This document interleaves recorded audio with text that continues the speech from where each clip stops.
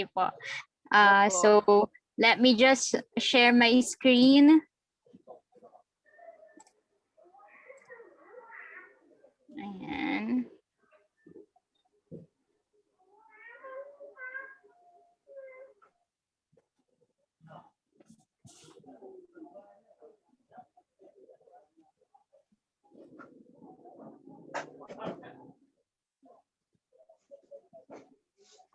Wait lang po.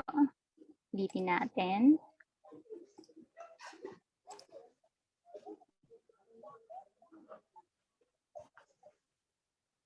So, once again, good evening, everyone. Welcome to ETCOR Educational Research Center through its advocacy project, SAGIP MANANALIKSIK for Everyone. Presents the pre-webinar for grade 11 and 12 Filipino students entitled Practical Research 2, Quantitative Research, Quarter 2, Week 8 and 9, Lesson, MELCs-aligned. So, before we start this webinar, let us put ourselves in the loving presence of our Lord through a prayer. So, let us all bow our heads for our prayer. Okay. Oops.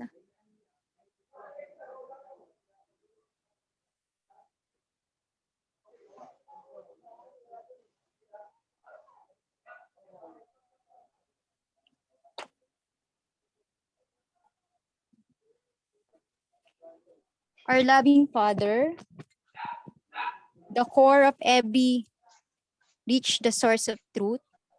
You made the earth,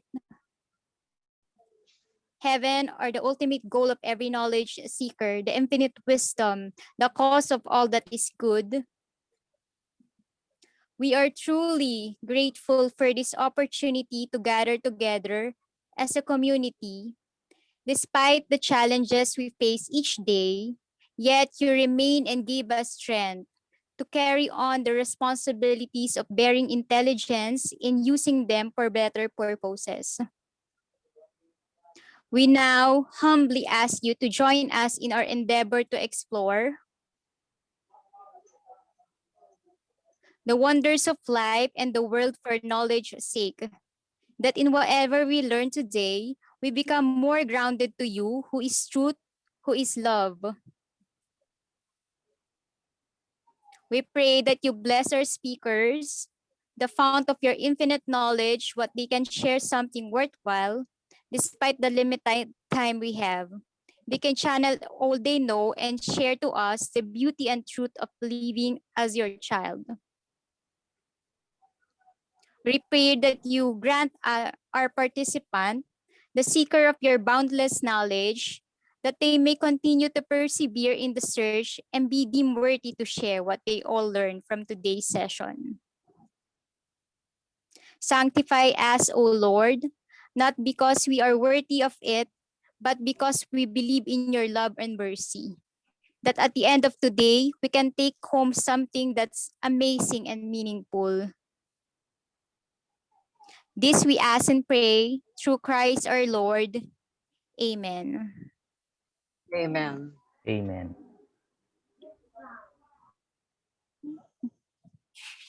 So once again, isang mapagpala po at isang magandang gabi sa ating lahat. I hope majority po sa atin ay nakakain na ng dinner. So before we start, let me introduce to you myself. I am Jouhara Juan, or in short po, Ma'am Ara, to my student and my colleagues. I am currently a senior bookkeeper at Marciana P. Catolos National High School and a part-time teacher at East System Colleges of Rizal. So I have finished po my master's degree in Tomas Claudio Colleges and currently finishing my doctor in business administration degree in University of Rizal System, Binangonan, Rizal. So today I am your moderator for this evening. I hope po magkasama-sama tayo until the end of the session. Pakibigyan nga po ako ng thumbs up or heart na reaction if okay lang ang lahat sa atin ngayong gabi. Ayan. Ang dami pong nag-heart. So maraming salamat po sa ating reaction ngayong gabi. Valentine's kasi. Oo. True. So let's continue. So this free webinar is made possible because of our founder, Dr. Richard Sanchez. Hindi lang po siya ang founder, siya rin po ang ating ETCOR head consultant. Because of him po, meron tayong free webinar, not only for the student, but for the teachers, consultants. So let's give him a virtual clap naman po. Because all of this would not be possible kung walang Dr. Richard na nag-initiate ng ganitong project. So maraming salamat po, Doc Richard. Ayan. Salamat din po.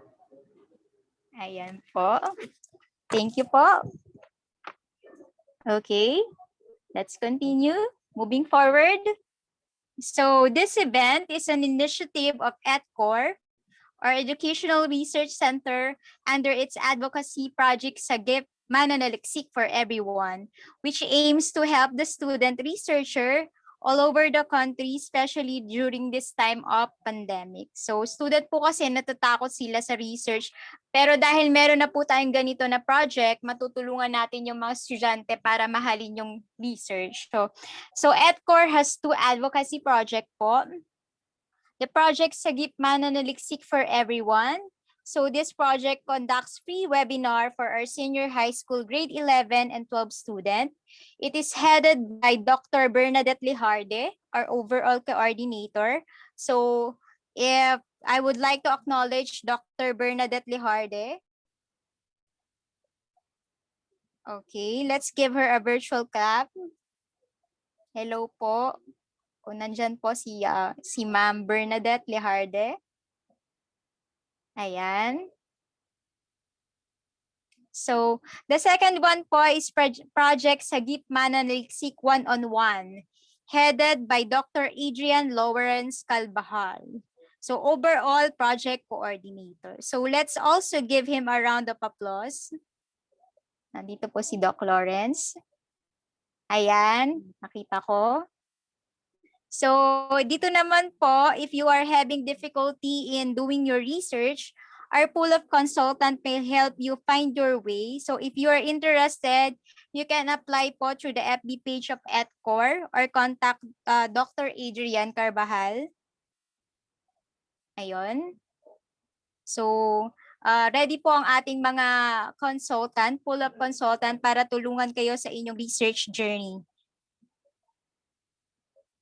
So, let's move forward.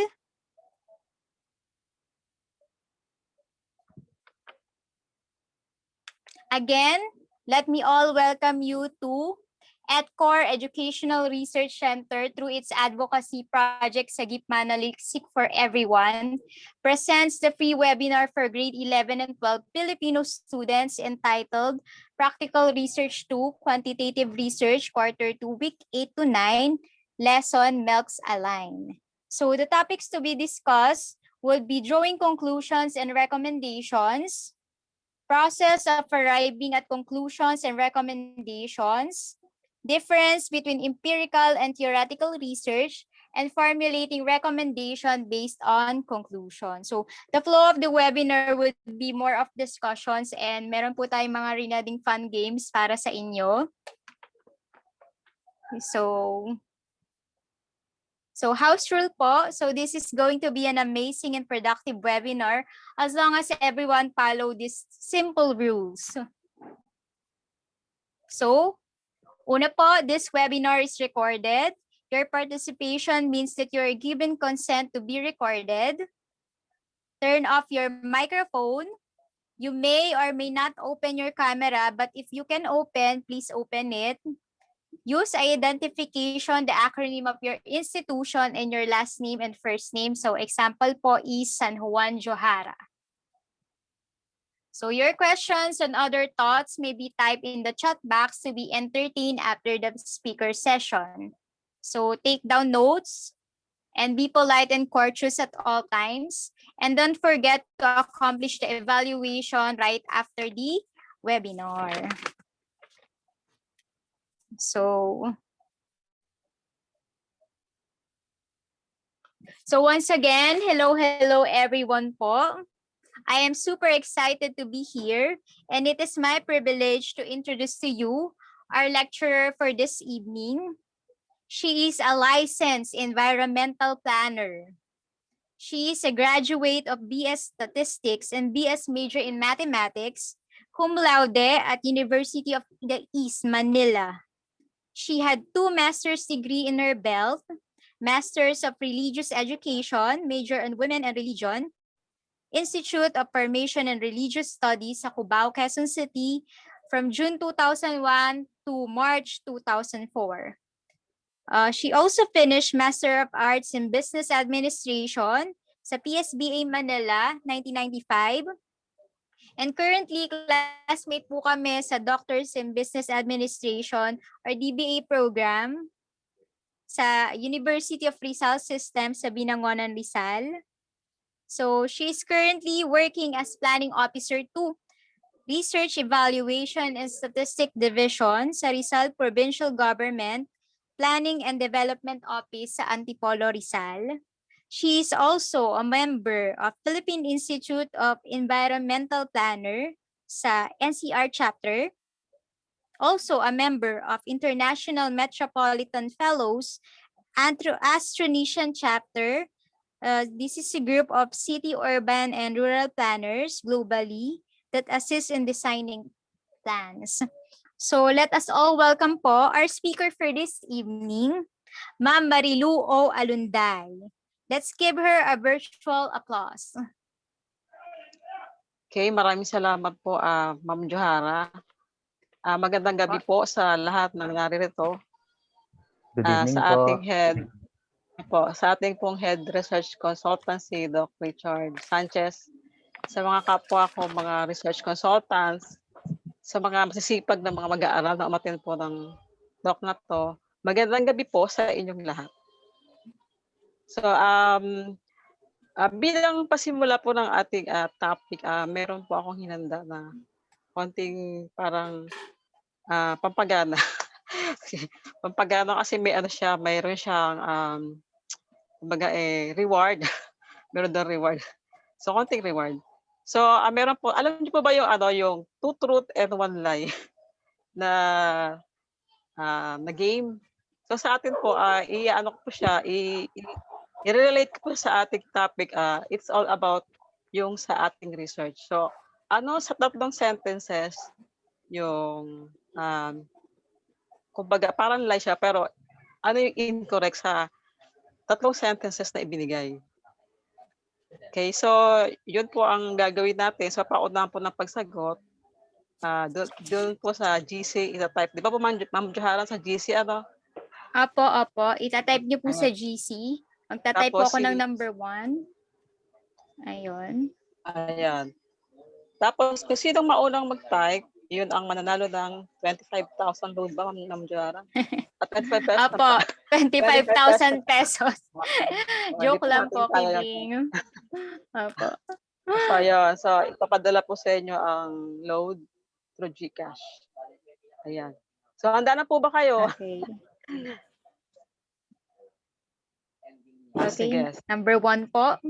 Ay, kung handa na kayo, ito po ang ating first item.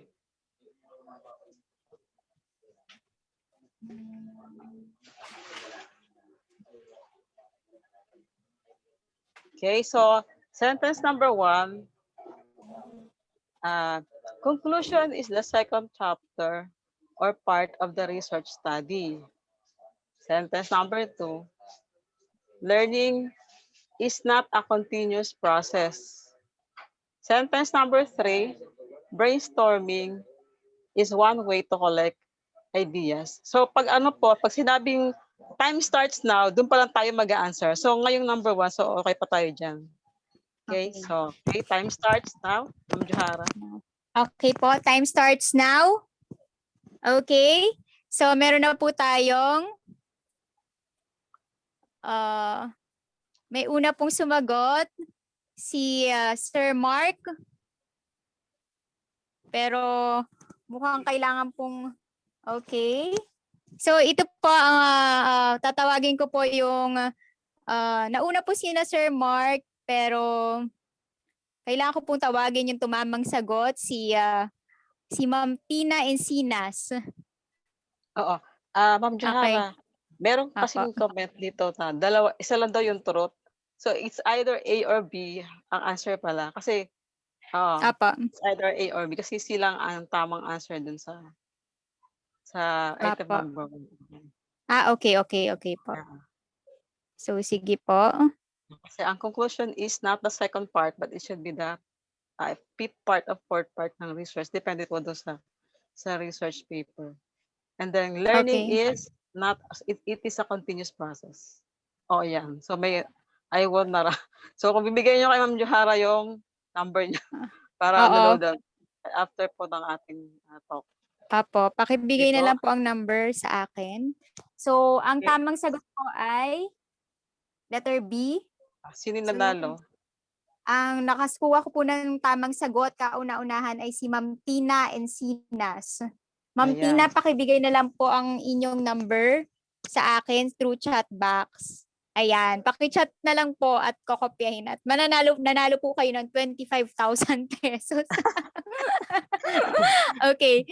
Yan lang po amin na kaya, napasensya na. Okay po. Okay, so si item number 2. Ready na po ba tayo sa item number 2? Okay, sentence number 1. No conclusion, no recommendation. Number 2. Conclusion is done after the summary findings from data tested and analyzed. And letter C sentence, numerical data is not important in quantitative research.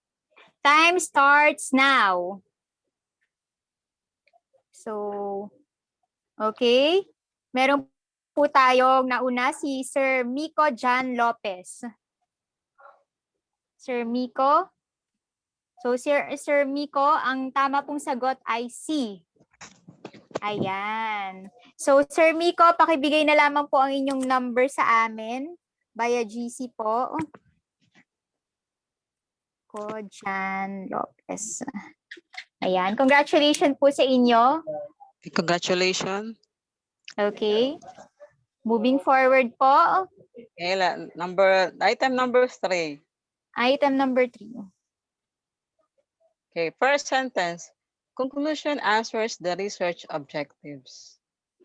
Number 2 sentence is it shows the new knowledge you have contributed. Conclusion shows the new knowledge you have contributed. And letter C, conclusion is an exact repetition of all the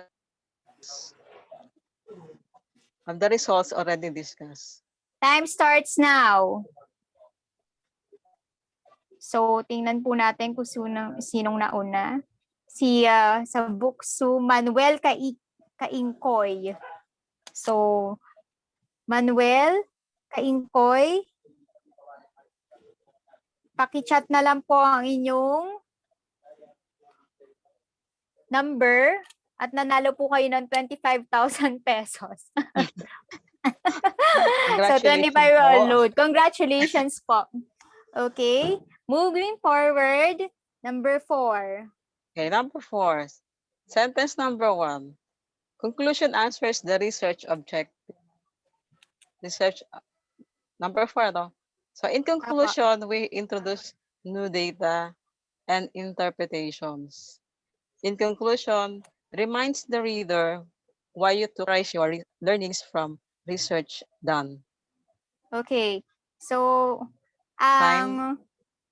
time starts now. Okay. Number 4. So, tingnan po natin kung sino ang nakakuha ng tamang sagot. So, ang tamang sagot po natin ay letter A. So, ang nakakuha po ay si Sir Miko John Lopez uli. So, Sir Miko, pakibigay po sa amin ang inyong number. Congratulations po, nanalo kayo ng tumataginting na 25,000 pesos. Congrats po. So,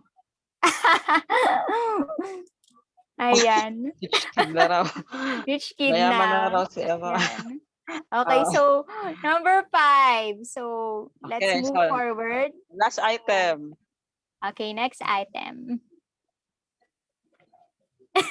Okay, conclusion. First sentence.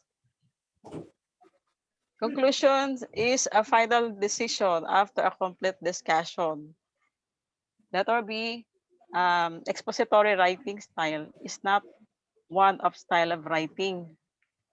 And letter C, sentence in conclusion reminds the reader why you took your research approach. Okay, Right. so Time tingnan po starts. natin. Time starts now. So, tingnan po natin. Ang tamang sagot po ay letter B. At ang unang nakakuha ng tamang sagot ay si Sir Miko po ulit. Oh, Sir Miko, congratulations. mayaman. Meron ka ng 75,000 pesos. Congrats Wow, po. congratulations. Congratulations po sa inyo. So, pakibigay na lamang po yung inyong number, Sir Miko John Lopez, sa amin sa chat box at makokopyahin po namin para ma-receive na ninyo ang inyong panalo, winnings. So, salamat po sa lahat ng nakipag-participate.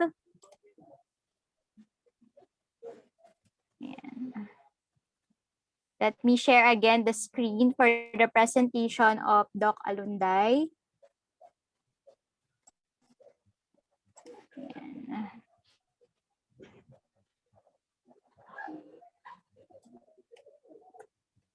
Ayan. Okay, so magandang gabi po ulit sa ating lahat. Ang ating pong topic ngayon ay tungkol sa conclusions and recommendations from research findings based po sa quantitative research na ginagawa. So meron po tayong qualitative at meron din tayong quantitative research. Okay, so ang topic ay iikot po sa mga objectives na to, kung ano yung conclusions and recommendations, what are the process arriving to conclusions and recommendations, differentiate empirical and theoretical research, what are the points in well-presented conclusions, what are the strategies in developing conclusions, what are points to avoid in making conclusions, how to write conclusions, and how to write recommendations. So conclusions and recommendations is the final chapter or the end chapter of our research. So meron tayong pinag-usapan a series of talks po, di ho ba?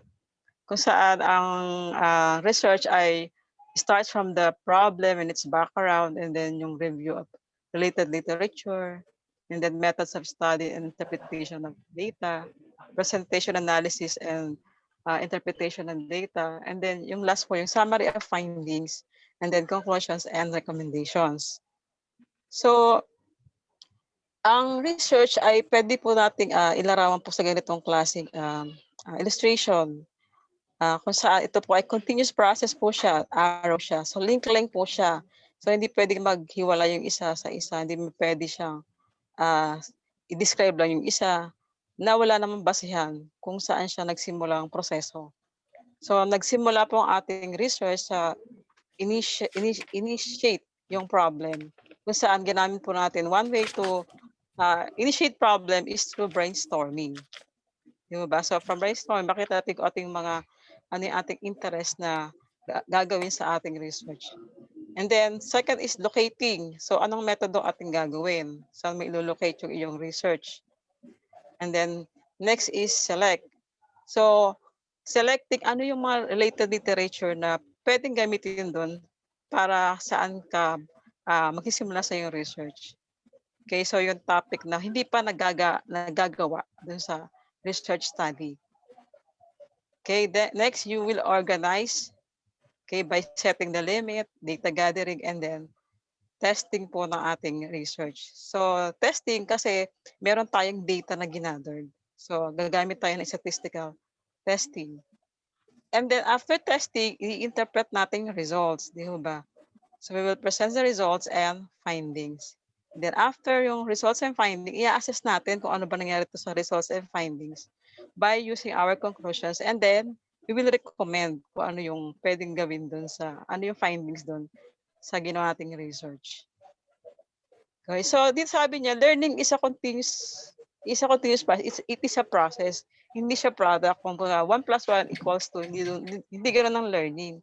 So ang learning is more than yung product na sinasabi. It's a continuous process. Hindi siya nag-e-end.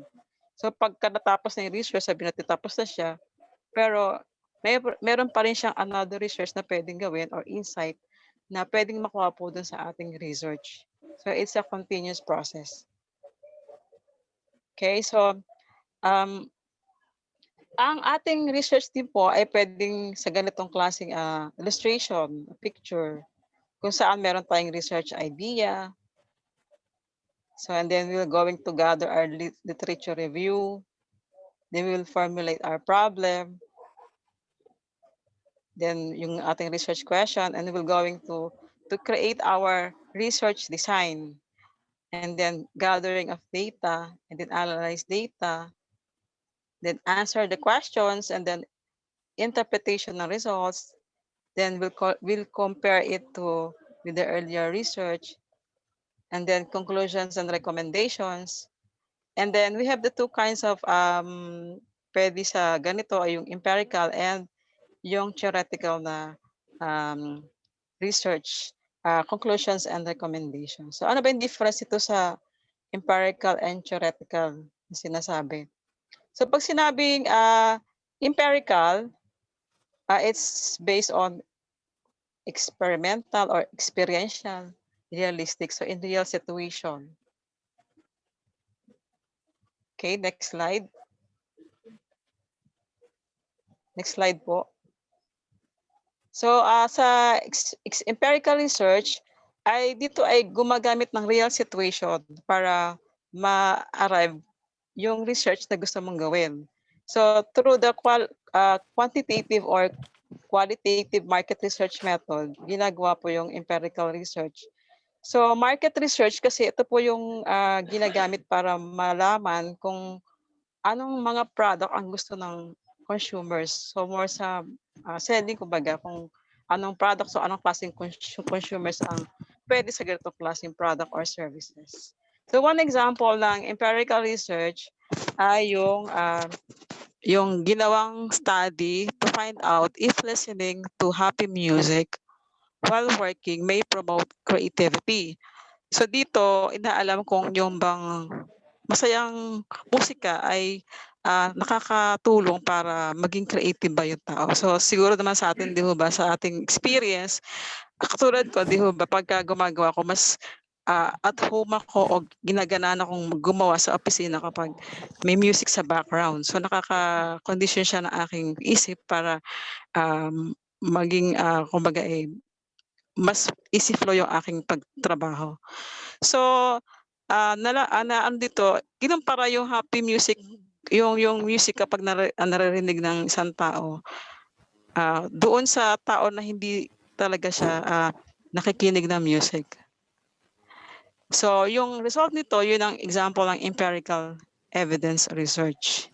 So, nakaka-promote ba ng creativity itong pagkikinig sa happy music? And then yung theoretical research naman ay based sa theory, hypothetical, imagery, and academic. So meron siyang parang theory na pinanggalingan. At ang theory na to ay inaalam kung applicable sa isang kultura o yung isang sistema.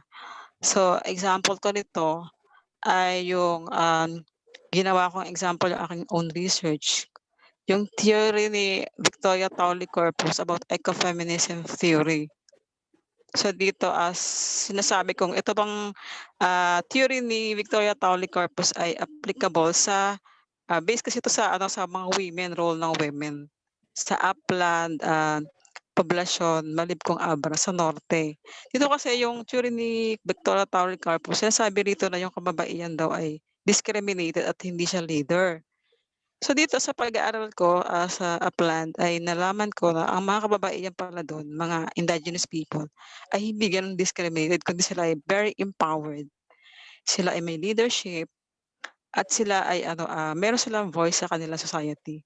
So na-conclude ko na itong theory na 'to ay hindi applicable doon sa Upland dahil sila ay very empowered nga at sila ay kabilang sa mga nangangalaga sa ating kalikasan. Okay, so yan ang difference ng empirical and theoretical research.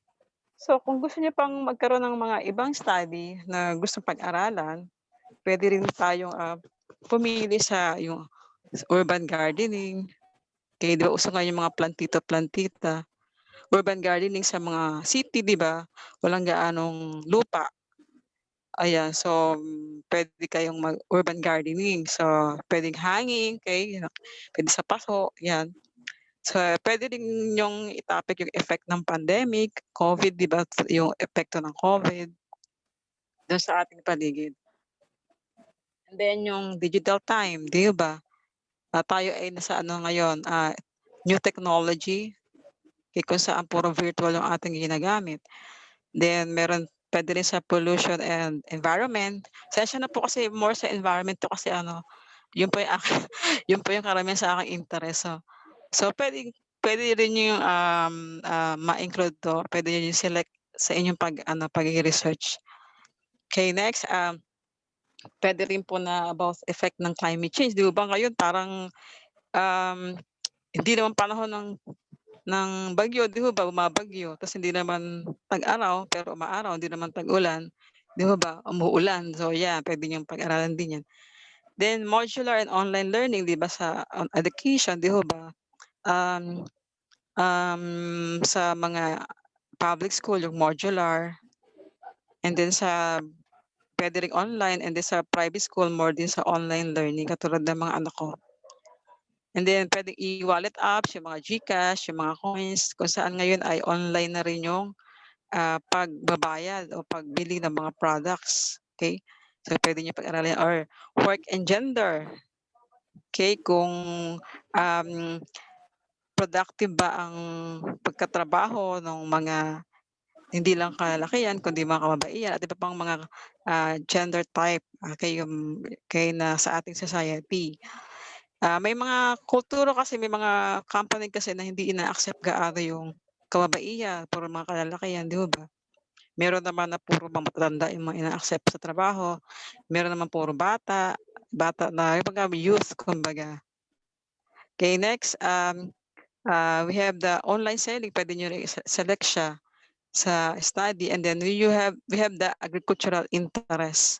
Pwede rin siya kung saan mahalaga na ngayon ang role ng agri, especially sa sustain ng ating mga pagkain mula sa lupa, mga prutas, mga gulay, mga bungang kahoy. Okay, so ano ba ang purpose ng conclusions talaga? So ang conclusion ay it clearly states the answer to the main research questions. So ang pag-aaral kasi natin sa research ay nakaangkla dun sa research question, di ba? Yun yung ating ina-answeran, kumbaga yung parang center ng ating study. So ina-answer niya ang main research questions natin. And also, it summarizes and reflect the research objective. So sa conclusion, dapat nakapaloob doon kung na-answeran ba yung ating research objectives based sa ginawa nating pag-research o pag-i-study.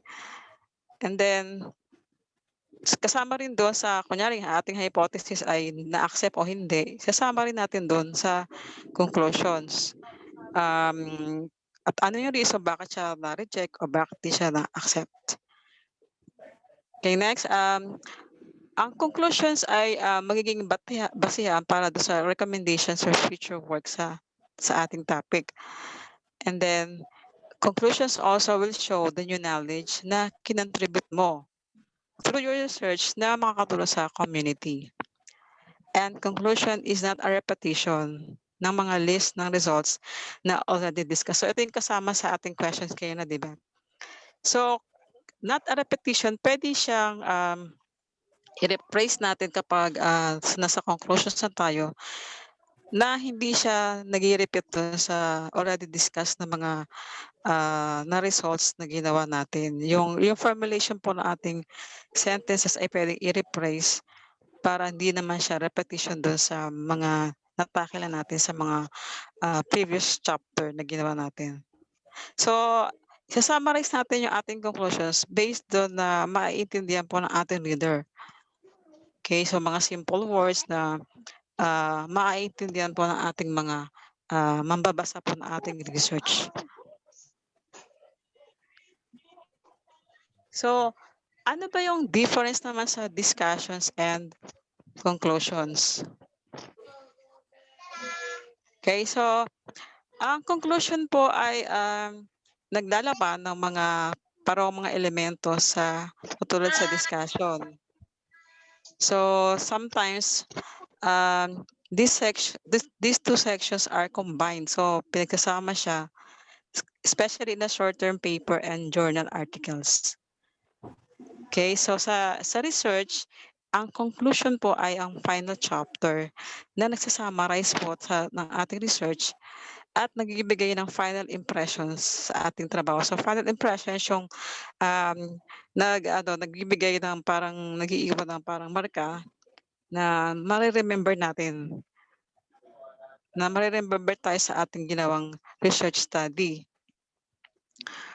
Then the conclusion chapter ay shorter siya and more general than the discussion. Okay, so yan po yung difference niya. And then, ang conclusion din ay hindi nag-i-introduce ng bagong data. So, dapat yung sa conclusion, kung ano lang pong data na ating nilagay doon sa research. Kasi makakonfuse po yung ating mga readers. So, not also introducing new interpretations and then new argument. It should be na lagi po doon naka-based doon sa ginawa nating data analysis, interpretations. Doon po dapat siya nakaangkla. Okay. Ano ba yung length ng conclusion? So, mayroon ako nabasa na depending the type of thesis, ang conclusion ay typically 5 to 7% ng the overall word count. So, maikli lang siya kung titignan mo. So, depende po sa type ng thesis to na sinasabi. An empirical specific study often have a short conclusion stating the main findings and recommendations. So, empirical in such a way na ito yung mga parang actual or experiential research na ginagawa. Okay, so meron siyang ganong klaseng short at conclusion. And then, depende pa rin sa kind of research. So, no measurements din ang conclusion kasi kung marami kang objective, di ba? So marami kang answeran doon sa conclusion mo. So it's no measurements. But hindi naman ganun sobrang haba, di ba? So while a humanities thesis might require more space to conclude its analysis and summarize all the chapters and overall argument. So depende po sa ating research. Pag maraming objectives, okay, marami rin siyang malalagay po doon sa conclusions.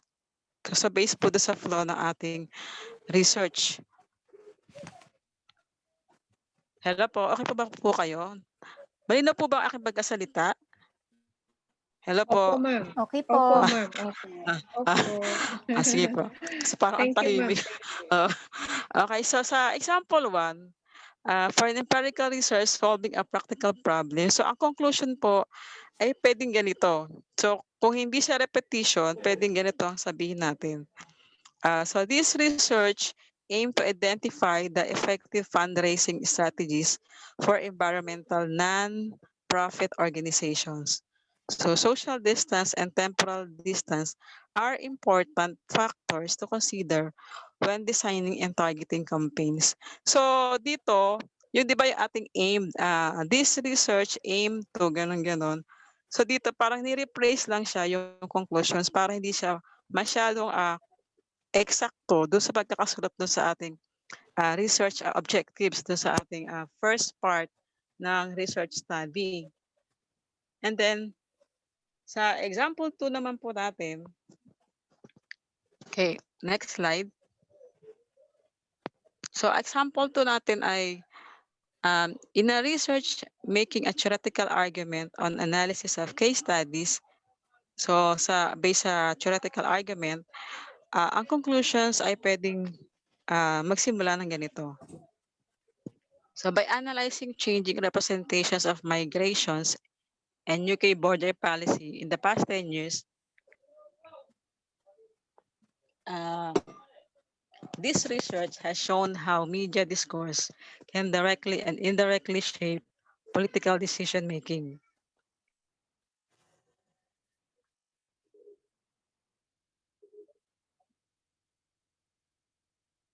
Okay po. So dito po ay ang research aim ay hindi siya directly restated. So but is implicitly in the statement. So andun siya sa loob ng in between the line, makikita mo yung research aim.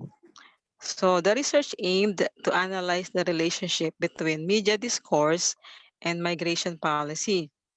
To avoid repeating yourself, it is helpful to reformulate. So para maiwasan na mag-repeat-repeat, di ba? So reformulate mo yung yung research aim or objectives. Okay, so needs po ito na marami ring mga alam na mga vocabulary. So matutulungan po tayo ng mga yung mga synonymous words. Okay, so sa ating dictionary, pwede rin pong gano'n. Okay, so conclusion, summarize and reflect on the research. So reflect means nandun po yung learning, nandun po yung insight na natutunan po sa paggawa ng sa research findings and interpretation ng ating data. So ang conclusion ay magre-remind sa reader ng rason bakit mo ginawa yung ganong klaseng approach. So ano yung gusto mong malaman and paano yung results ay nag-match dun sa expectation na iyong inaasam na ma-address. So ang expectation ay usually nakikita rin sa yung hypothesis po natin, di ba? Kung i-reject pa natin yung hypothesis or hindi, or i-accept natin yung hypothesis o hindi. Okay, so example po sa aking ginawa nung match the expectation, yung mga hypothesis. Kunyari po ba yung sa aking research about street children, meron po kasi doon na inaalam ko kung may mga relationship yung mga factors kung bakit nag-i-increase yung mga street children sa Metro Manila. So meron tayong unemployment, meron tayong immigration. So doon po sa aking findings, nalaman ko na may kaugnayan yung unemployment kung bakit po nagmamigrate yung mga tao sa Metro Manila and then nag-i-increase po yung street children. So yun, so matching the expectations. Okay, so to avoid repetition, you can write more reflectively. So reflectively meaning yung insights, yung learnings na nakuha po dun sa paggawa po ng research, especially dun sa tinest mong data and then the interpretations. And then can also be mentioning any limitations of your research if not yet in the discussion. So kung medyo na-limit yung inyong research na hindi mo na ilagay sa discussion, pwedeng ilagay sa conclusion pero hindi gaanong mahaba. And more sa focusing on the positive sides ng iyong research. So, ang conclusions mo ay last word din siya na nire-raise mo issue dun sa iyong paper. So, it's the final result, final impression, summarizing learnings, wrap, and the complete entire project.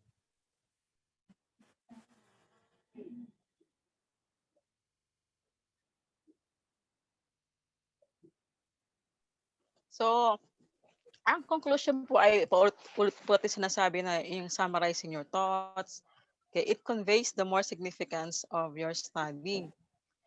Na mariremember po ng ating reader, bakit ba itong research na to ay importante rin sa kanila, kumbaga kasama sila dun sa ina-address po na magbe-benefit po dun sa inyong research. And it demonstrates the importance of your ideas. Bakit ba importante yung idea mo na gustong ipahatid po sa inyong mga readers? Then sa conclusion din po ay ma-introduce natin yung ating mga possible new and expanded ways of thinking about the research problem. So yung mga hindi na ganong na-tackle po sa interpretations, based sa data, ay ma-expand po ng conclusions. Mas wider po yung approach niya. So hindi lang basta tayo titigil sa mga data kasi ang data ay needs some interpretations. And after interpretation is the conclusions. And then, so conclusions also is an opportunity to discuss the meaning of your results beyond what they mean statistically. Ito yung sinasabi ko na ang conclusion ay mas wider siya doon sa statistical testing and interpretation na ginawa natin. So data po kasi yon. So ang data ay may kahulugan kapag tinest po siya natin. So ang data po kasi ang heart sa quantitative research. So yan po yung parang pinagmumulan kung bakit tayo may research sa data. But yung conclusions po ang mag-widen ng ating pag-unawa sa ating ginawang research study. Okay, so it's a judgment.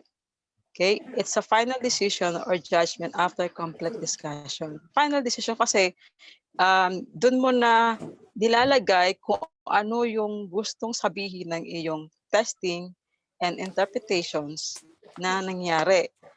Final decisions kasi it's toward the recommendations. So it's a perfect place to form a single clear opinion on your side. So opinion not in the sense na sariling opinion. So based po doon sa research pa rin na ginawa mo doon sa iyong research study.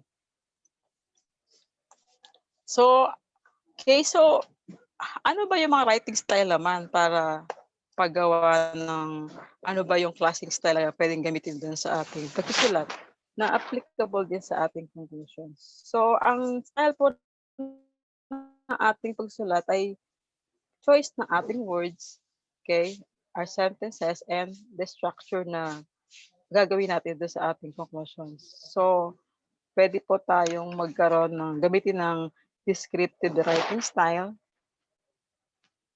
Okay, so descriptive, from the word descriptive, describe, di ba? Painting yung words na nagdi-describe sa place, person, or thing, okay, para sa ating mga readers. So, pwede tayo gumamit ng metaphor or other literary devices that describes the author's impressions through the senses. So, ano yung naririnig, nakikita, naaamoy, at nahahawakan. And then narrative writing style is with a definite beginning and ending. So, ang narrative naman ay collecting and telling a story or stories in detail. So, ito ay nakikita ko sa mga case study na gagamit ko minsan itong narrative research style. Okay, so based sa iyong creativity, so it's how you use it also. Then usually it is a focus on studying on individual person, yun nga, mga case study. And then the researcher becomes an interpreter of the individual stories or as opposed to approach to the community. So yun nga, ang researcher nagiging parang siya yung taga-interpret ng yung story ng kinoconduct mong research o yung case study. Next, we have the persuasive writing style. So, persuasive, nagko-convince ka, okay, to your writing. Nag-i-influence ka sa reader mo, ini-encourage mo sila na paniwalaan yung research mo. Yun yung persuasive.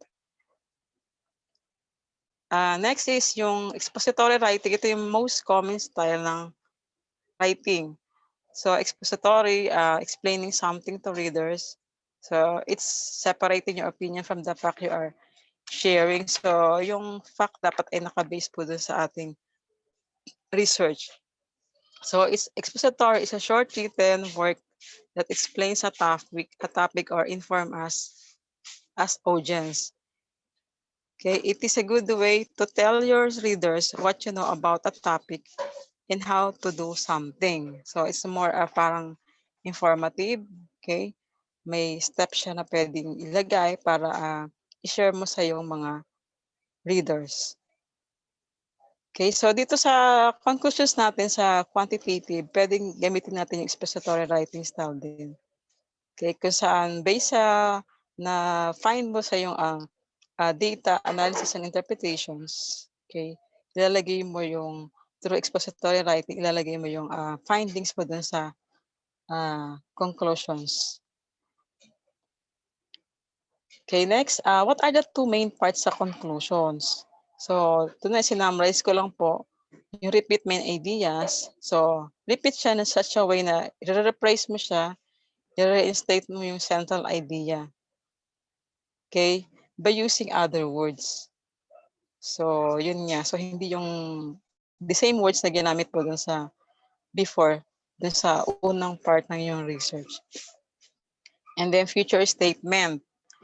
Okay, it gives prediction about the future. It's a final thoughts about the topic. Supporting idea should relate to closing statement. So, dito pa lang sa conclusion, makikita mo kung ano yung susunod na mangyayari, di ba? Kasi may data ka. Usually sa amin, data, nakaka-predict ka kung ano ang pwedeng gawin mong polisiya doon sa future. For example, meron kaming yung prediction or projection doon sa number ng mga senior citizen. So, pag na-predict namin or then na-project namin kung ilan po, dumadami siya. So, ano yung future namin plano na pwedeng gawin? Okay, so by the use of that data. Okay, yun po yung future statement. So, ano ba yung points sa well-presented conclusions? Okay, so summarize the purpose of your paper, especially kung complex. So, minsan kasi doon sa na-encounter ko na sa research, masyado siyang parang complex, parang wala pang organization, ganun. And then meron ka di bang testing, so maraming factors yun. So, sa conclusions, doon parang masasummarize, magkakaroon ng organization, yung purpose ng yung paper dahil na nakapag-conduct ka na ng testing. So yung complex na seems complex na sa research ay magiging parang organized and there's a summarized approach na ginawa doon sa conclusions. Then sa conclusions din ay describe the main points and explain their significance if they are not yet explained in the findings. Okay, so kung hindi na ilagay sa findings yung interpretation doon sa data, pwede mo siyang explain doon sa conclusions. Okay, so siya rin nagpupunan nung wala doon sa ibang parts sa research, especially doon sa sabi na sa findings. So link lagi siya. So conclusions also from yung detailed na interpretations sa data, move kayo sa general level. Okay? Doon sa mangyayari sa conclusions. So in consideration to the topic context stated in the introduction, so link siya. So ang conclusion ay nakalink pa rin sa introduction, then sa second part ng research, sa third part, fourth part, and then the fifth part ng research. Kasi sa conclusion, parang ina-answer mo na yung mga concern na dapat i-address from the introduction to the interpretation of data and findings. Or it's within a new context that emerges from the data. So from the data interpretation, that data testing analysis ay makakita tayo ng mga bagong context, findings na nangyari, kumbaga. And then sa conclusions din ay magkakaroon tayo ng new insight, not new information. Kasi ang new information ay hindi dapat to sa research. Should be yung new insight ay based pa rin sa data na ginather natin, no? Okay, so yan ang naka-include sa conclusions. And then, can be na sa conclusion, hindi puro spoon feeding or parang binigay mo na yung answer dun sa audience mo. Pwede you can ask your readers ano yung gusto mong sabihin sa kanila in a way of questions na sila mismo ang tugon, makaka-answer. So ito ay applicable sa mga social issues or politics. Yan siya. And then other way of strategies in developing conclusions is moving beyond merely summarizing the key topics of the research paper. So if the essay deals on contemporary problem, warn readers of the possible consequences of not attending to the problem. So ito ay about contemporary problem. Yung mga issues, it can be na bigyan mo ng parang suggestion or advices ang yung readers kapag ito ay hindi na-address, parang gano'n. So, in a such a way na positive siya, hindi siya negative. Next, you can also recommend specific course or courses of actions, okay, that could address a specific problem in practice or in the development of new knowledge. So yeah, recommend. Kumbaga nagsasuggest ka lang, hindi ka nagbibigay ng utos. Specific course of actions na pwede sa gamitin ng ating mga readers. It can be yung mga readers natin ay mga can be mga ano sila gumagawa ng mga plano, di ba? Ng mga batas, yeah. So pwede siyang basihan ng ating yung ating research, pwede basayan ng next action na makakatulong sa ating community. So, sa conclusion, pwede yung iside din yung relevant quotation or expert opinion already noted in your paper in order to lend authority to the conclusion. So, para mas strong minsan ang conclusion, nagkakaroon tayo ng citing of quotations or expert opinions sa mga kilalang mga tao. Okay, so can be yung quotations mo ay nailagay na dun sa review of related literature. So, para mas strong yung iyong conclusions, mas kapani-paniwala. And then, conclusions explain the consequences of your research in a way that elicits actions or demonstrates urgency in seeking change. So, yun nga, sa conclusions ay magbibigay ng para siyang suggestion na pwedeng maging action, basehan action para in seeking change, sa pagbabago, kumbaga. Okay. For example, yun nga sa aking research, yung mga street children factors, nalaman ko doon na dapat ay magkaroon ng trabaho sa probinsya para hindi na pupunta ang mga tao dito. So i-change. Dapat i-change yung focus na magkaroon ng trabaho hindi lang sa Metro Manila kundi sa probinsya. So it's six change. So in such a way na nagbibigay ka ng parang suggestion na hindi naman siya nagbibigay ng utos, kumbaga. So other strategies are, if the research deals with personal reflection, use relevant narrative from your own experiences. So pwede itong narrative from own life experiences. Yun na nga, sinabi ko na you can use anecdote, okay? Or you can also add further insight from the findings of your study. You can use interpretation of results to recast it in a new or important ways.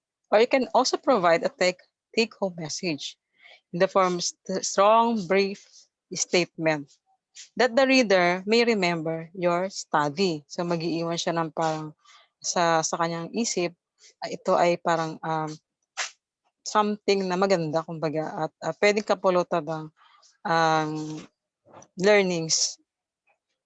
Okay.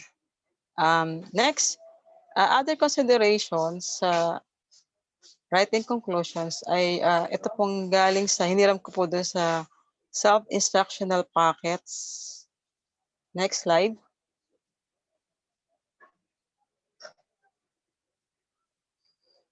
Ay galing po doon sa self-instructional packets, grade 12 sa DepEd 3 sa Central Luzon. Salamat po sa nag-provide nito. Okay, so dito ang conclusions are intertwined with the introduction. So sa conclusions, lagi siyang bumabalik po doon sa conclusion, sa introductions, then sa research problems, sa objective, kasi it tries to answer yung etong mga ito sa conclusion. Ito yung magkukumpleto doon sa ating research study. Example nito yung, ito nga yung sa introduction, it intertwined with the introduction. So reproductive health education is one area of research that should be tackled in schools. High school students should be exposed to innovative ways of disseminating and communicating issues, or productive health education of high school students shall be the focus of the study. So ang introduction dito ay about doon sa reproductive health education na dapat ay gamitin or i-focus doon sa high school. At ang mga high school dapat ay exposed sa innovative ways upang ma-disseminate itong issues na to. So ang conclusion dito ay napag-alaman na the high school student respondents are not fully aware and have little knowledge in reproductive health education and the following areas. So ito yung findings niya na naka-link pa rin po doon sa introduction. So in areas of social, gender-related issues, family planning, and other clinical services. So yan po. Ang conclusions ay naka-intertwined sa introduction pa rin, and then sa other areas ng research. Okay, another thing, conclusions are inferences and generalizations based on the findings. Okay, next slide. Okay, so findings naman tayo. So paano mag-link ang conclusions dun sa findings? So ang findings po ay based on the research study on the factors affecting the career of high school students, two conclusions can be drawn. Okay, so males prefer technology-based courses while female prefer business-related course. So pag-alaman dito na ang male ay mas gusto ang technology-based courses. Ang kababaihan naman, ang mga babae ay business-related courses, more sa pag-business. And then, another conclusions na derive po dito sa findings, there is a significant difference between the career choices of male and female high school respondents. So, therefore conclude na may pagkakaiba yung pagpili ng both sex, okay, dun sa in choosing their career. Okay, next. So another thing is conclusions should be specifically answers the questions posted sa statement of the problem naman. So ito naman, nakalink din siya sa statement of the problem. Okay?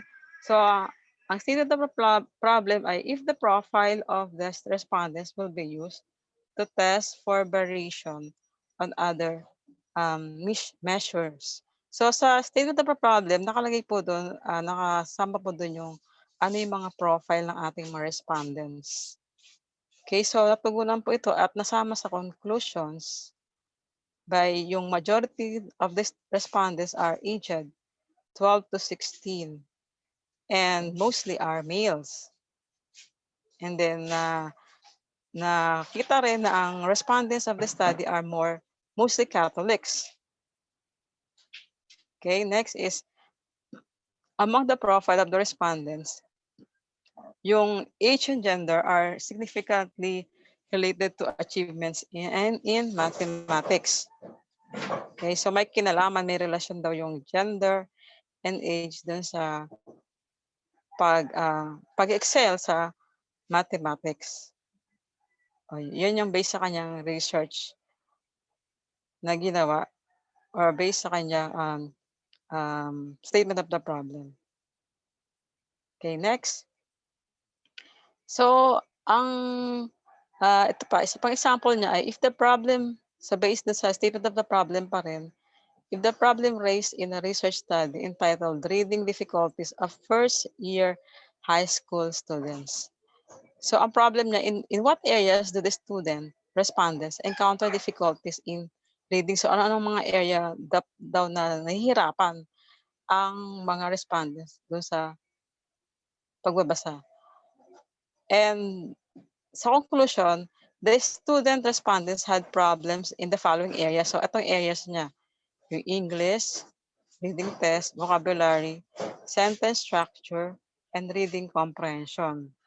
And then, sa second problem naman, is the profile of the student respondents significantly related to their difficulties? So, may kinalaman ba yung profile ng mga estudyante? Student respondents dun sa kanilang difficulties. Ang answer niya sa conclusion ay the profile of the student respondents such as gender and mental ability are significantly related to the reading difficulties of the student respondents. So may kinalaman yung gender and mental ability doon sa difficulties sa pagbabasa ng mga respondents. Yeah. So nakikita po natin na dito ay nakaangkla pa rin, bumabalik pa rin siya o nakalink siya sa any part ng ating research na gusto nating sagutan o tugunan, i-address dun sa ating conclusions. Okay, so magkakalink po siya, katulad ng isang circle, magkakalink siya, intertwined and connected sa bawat isa. At ang conclusion ang magbubuod, magsa-summarize nung mga questions na nandoon sa ating research. So other considerations, conclusion should contain facts or actual facts from the inquiry or research study. So facts and actual result, kasi nga 'di ba tayo ay quantitative. So actual results kasi tayo ay nag-test, 'di ba? So ayun yung actual na ginawa natin, actual results. Actual testing. So meron tayong actual results. And then conclusion should never be based from implied or indirect implications of the findings. So dapat ito yung ano talaga yung nangyari dun sa iyong findings. Okay, sasabihin mo siya directly dun sa iyong conclusions. Then may basihan ka naman, di ba, yung results ng iyong testing based dun sa data. And then example dito, okay, in a research study on the evaluation of mainstreaming special education or SPED for visually impaired of DepEd, results indicated that the teachers are not majors of SPED and that the facilities are inadequate to support the program. Okay, so yan po yung example niya. So it's about yung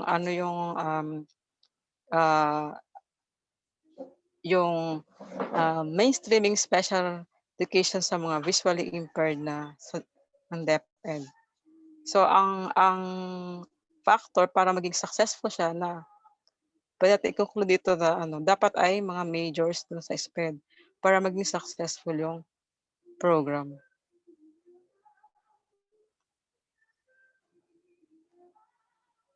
Okay, next.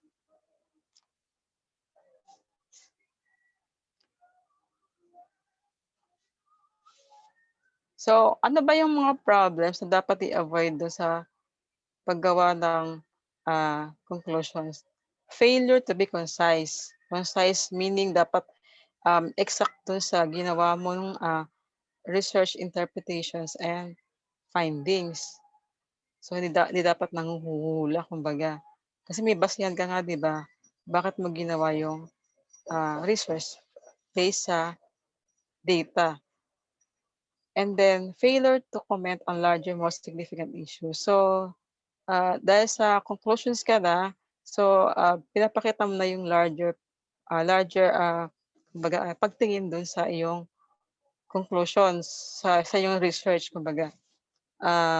Yung mga significant na mga learnings na na-derive mo dun sa iyong findings and interpretations. Next is failure to reveal problems and negative results. So, papakita mo rin dito kung ano yung mga naging problema pa dun sa research na ginawa, dun sa iyong interpretations and findings. And then also shows yung iyong yung negative results, syempre, di ba? Kung ano ba yung nangyaring parang negative na nakuha din sa iyong results. Pero wag ganong magde-dwell doon sa negative, focus ka rin doon sa positive. Okay? So para mag-balance siya. And then conclusion should clearly summarize kung ano yung nalaman o na-learn mo doon sa iyong research. Failure to match the objectives of your research. So dapat na-match mo o na-address mo yung objectives ng iyong research. Okay, dapat na-answeran po doon sa conclusions. And then research resist the urge to apologize. So apologize kasi, no need to apologize kasi meron kang data na pinagkuhaan ng yung findings, di po ba? So meron kang basihan bakit ka nag-summarize. Di po ba? Ayan. So, how to write the conclusions? So, sa conclusions, naka-highlight po yung importance ng ating research. After the research have read it, it should be written in relation to the introduction in your research paper. It should relate to the aim of your research paper. Okay? Should also relate to the interpretations and findings ng your research paper. So, in every aspect, nakarelate po siya dun sa ating research, yung conclusions. So, in writing your conclusions, you should find the logical connections. So, restate the main points, but not simply a repetitive summary of the findings.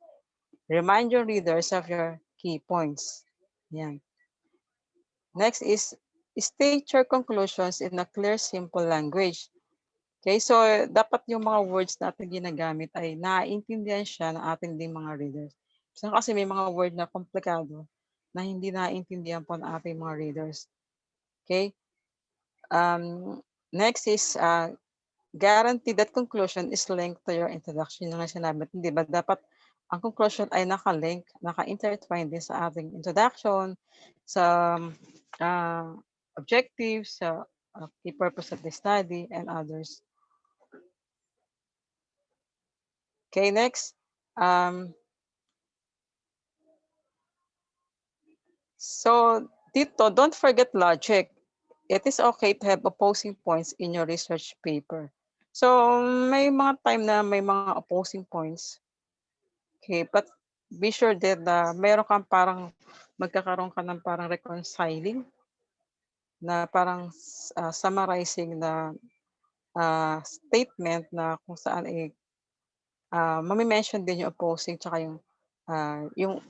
yung points na kumbaga yung lahat ng points na nasa conclusions mo nakalagay. Okay? Let the reader draw their own conclusions by way of questions. Okay, yun na nga, pwede kang magkaroon ng by way ng conclusions in a way na conclusions. Hindi lang puro sinasaad mo lang yung isa-isa, binibigay mo sa reader yung mga findings mo dun sa, yung conclusions dun based sa findings. Okay, so next, implicate opportunities for future research, if not done yet in the conclusions sections of your paper. So yun nga, pwede mong sabihin yung mga bagay na pwede pa sa mga future research doon sa conclusion na i-strengthen pa doon sa recommendations. And then, yun na nga, forward ka doon sa recommendations. Okay? So, masyado pong mahaba ang aking tinakil. So, hope po meron po kayong naintindihan. Hello po. Hello po. Opo. po. Opo. po? Mabilis Yes, po ba? Po. Oo. yes, Opo. it's still. So, opo. So, Ma'am Jouhara, di ba meron tayong konting icebreaker? Yes. Opo, Oo. yes po. Saglit Gusto nyo lang ba, po. gusto nyo ba I-share ng natin icebreaker uli. ulit? Yes daw, Yes daw, Doc. Oo. Baka may yumaman ulit dito. Oo, baka may Yung, yumaman ulit. Okay, let me share. Oh,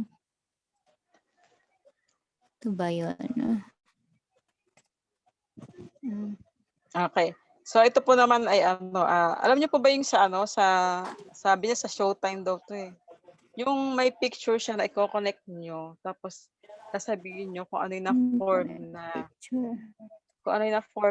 na pangalan dun sa mga pictures na yon. Okay, so ito mga pictures na to ay all about research pa rin kumbaga. Kung inyo pong nakinig tayo ng mahusay po doon sa topic ko na medyo mabilis po Yan. ata, ay matutugunan po niyo yung answer po doon sa to. So, ang pangalan po niya ng ating icebreaker ay name, connect the pictures. Ayan. So, sige Name po, it. mag-start po ulit tayo sa number May handa na 1. po ba kayo? Okay. Oh, So, yan. for pick number 1, timer starts now. Pwede na po kayong sumagot. Hello po, ready na po ba kayo? Okay, so meron na pong sumagot na isa. Si Sir Meron ba? Miko John Lopez. Oo, Opo. galing naman. Tingnan natin kung tama ang kanyang sagot. Tama po. So, okay. Anong answer? Congratulations po, Oo, Sir galing Miko. Yes, research. Opo. Okay. For question number 2, tingnan po natin ang picture.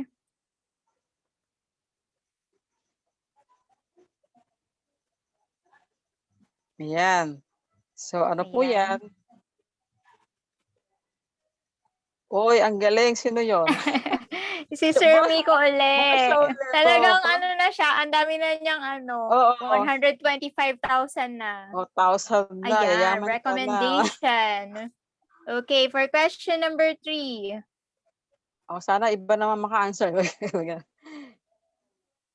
Ayan.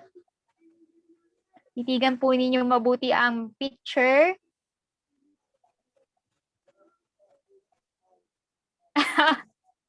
Okay. Uy, ang galing Talagang talaga. Oo. yaw na. Si Sir Cone Miko and John Lopez. exclusion. So, ang answer po ay conclusion. Congratulations po. Tuloy-tuloy lang po tayo.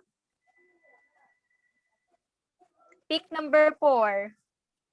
Uy, iba naman. Baka bilisan nyo naman yung iba. Okay, pwede rin daw limitation. Okay. So, tingnan po natin. Okay, congratulations po uli, Sir Lopez. The Ayun, answer is data. data. So, Okay. date and Okay, taste. data. Apo. For number 5,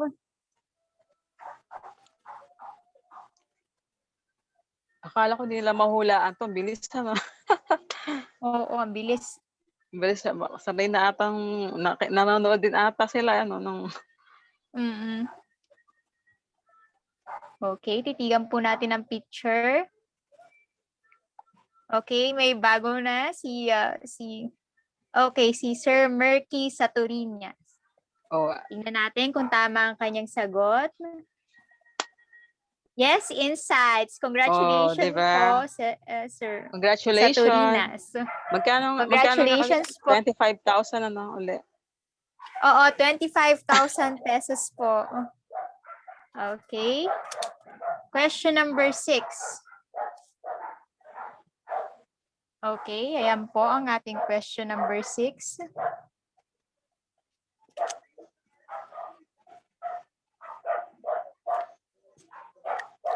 Okay. Tingnan po natin. May sumagot na po.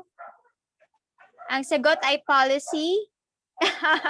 Congratulations po, Sir Miko Jan Lopez. Sir Merky, sa Turinas, paki-chat lang po ang inyong number para po makuha namin at maklaim nyo ang inyong 25,000 pesos. Ayan. Okay. Last but not the least, pick number 7.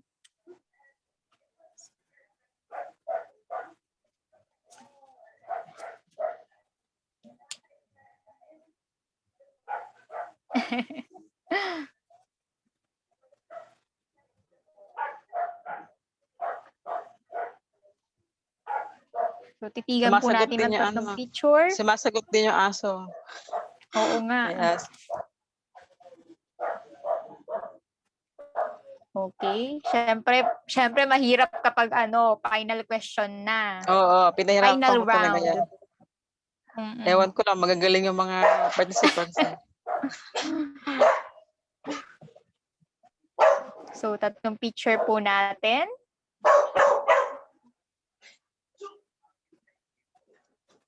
O, diba? Hirap, ano? Okay, may sumagot na po. Meron na. May sumagot sa atin. Parang mali. Sige po. Okay, meron na po. Meron. Oh, galing naman. Yes, si Ma'am Karen Paha.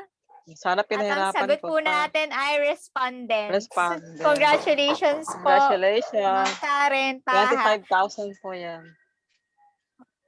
Pa-chat na lang po ng inyong number para po maibigay namin sa inyo ang tumataginting na 25,000 pesos. Congratulations po sa lahat ng nanalo. Congrats po. Ayan. Okay. So, let me stop sharing and let us continue with Continue na the po tayo presentation. Okay, so after ng conclusion po natin ay meron tayong recommendations. Recommendations. So recommendations on quantitative research. So, hanapin po natin. Moving po after ng conclusions ay ang recommendation. Ito na po yung moving toward actions and further research ng recommendations. It's the final paragraph or final part ng ating research, yung recommendations on quantitative or qualitative research. Okay, so this sa atin ay quantitative research. So ang recommendations ay dalawa. It can be policy recommendations or recommendations for future study. Pag sabing policy recommendations towards making plans and actions, programs, okay, katulad po na ginagawa namin sa government, sa planning po kami. So, after gathering many data from different agencies and then municipalities, okay, all around the Philippines, minsan nangangalap kami ng data that even outside sa country. So, para lang masuportahan yung data, ito po ang binabasihan sa paggawa ng mga polisiya. It's either sa mga different institutions, sa mga agencies, even national, down to local. Then, we also have sa recommendations yung future study. So, ito na yung ginagawa ng mga researcher na pagkukunan ng mga dagdag kaalaman, paghugutan ng mga research pa sa future, kumbaga. So, lahat po ng research ang pinagsisimula ng mga innovation. So, napakahalaga po ng mga research na ginagawa. So, lahat po nangyayari ngayon sa paligid sa ating buong mundo ay produkto po ng research. At thanks po sa mga researcher na gumagawa niyan upang magkaroon ng panibagong mga mga pagtuklas, kumbaga, doon sa ating paligid. Okay, so ang policy recommendations nga ay actions that should be taken as a result of your findings. So ang actions ay naganap ay kuha doon sa after ng nag-gather mo yung data, na-interpret mo yung data, and then na-conclude mo, and then you're moving toward actions. So, at dito malalaman kung ano yung dapat mong gawin, ano yung steps na gagawin mo para ma-implement yung polisiya. Ano yung mga resources mong kailangan, ano yung budget na kailangan mo. Okay, nandun lahat siya. Saan mo siya ilalagay, kumbaga, ano pa, marami, kumbaga sa business proposal, ito yung parang business proposal kung ano yung i-allocate mo. Kasama rito sa amin yung mga land use, kumbaga, ano yung mga kalupaan o mga use ng land na pwede mong gamitin para maisakatuparan mo yung isang polisiya. Okay? So, of course, nandiyan yung budget. Okay? At duration, kumbaga, nandun din siya sa polisiya. Yun ay galing sa produkto mo ng research, di ba? So, napakalaga po ng research, and yun nga sa quantitative research. Sa amin kasi puro mga data, so more sa quantitative yung ginagawa namin. Katulad ko sa nakatoka sa akin ngayon sa paggawa ng plano sa probinsya, yung sa sektor ng ekonomiya, sektor ng health, sektor ng edukasyon, sektor ng sa agriculture. So may mga data po kaming ginagather, nagko-project po kami ng mga data ng mga populasyon, kumbaga, populasyon ng mga farmers, okay, populasyon ng mga teachers na kailangan natin, populasyon ng mga kabataan, ng mga out of school youth. Yan. So from that, malalaman natin kung ilang pang mga institution ang pwedeng gawin, i-build, kumbaga, ilang production ang dapat natin gawin sa mga palay and corn para ma-satisfy yung mga nag-i-increase nating mga populasyon sa aming bayan, sa Rizal, kumbaga, sa bawat munisipyo. Okay, so the recommendation is a discussion of the benefits to the organization. Ayun siya. And then also, sa dito ay malalaman din dito sa policy recommendations kung ano yung pwede mong i-correct at i-avoid para naman hindi ganong masayang ang budget, di ba? Hindi masayang ang iyong pagkaplano. Kasi oras yun, di ba? So, dapat dito ay plano, kumbaga ay lahat ng mga resources, even human resources and then yung intelligence, si resources din yan, ay magamit ng tama at hindi siya masayang. Especially now of COVID, di ba? Masyado tayong limited, kumbaga. Okay, even yung pag-gather ng data ay limited through virtual, di ba? And then, dito sa policy recommendations din ay yung feasibility of the proposed policy. So, dapat yung proposed policy mo ay feasible. Kumbaga, ay applicable siya dun sa mga intended beneficiaries mo. So, dahil sa may data kang nakaangkla, meron kang ditang pinaghuhugutan, okay, malalaman mo almost 100% kung feasible ba yung polisiya. So, and then also, it's a general statement about the nature and timing of an evaluation plan. So, dito rin ay malalaman kung ano ba yung nature, ano ba yung timing mo ng evaluation plan, kung kailan ba dapat yun ipatupad. So, dito malalaman dahil sa research mo ang effectiveness ng proposed policy. Okay, so saan nanggaling yun? Siyempre dun sa iyong pag-aaral. Kung ito man ay quantitative, okay, dahil sa data, or qualitative, dahil sa yung, kumbaga yung design na ginawa, yun sa yung research. Okay, so ang purpose ng academic research daw ay hindi dapat mag-instruct o yung magmando, no? Okay, next slide. Kundi mag-inform, mag-explain at mag-explore. Okay? So, maaaring may mga bagay pa tayo na hindi pa nalalaman. For example, doon sa COVID, di ba, yung vaccine natin, di ba? Galing sa research yan, di ba? In-explore, inalam, kung ano ang pwedeng gawin para makatulong sa hindi paglaganap ng virus na sa ating paligid. So, the vaccine itself is a product of the research. Okay?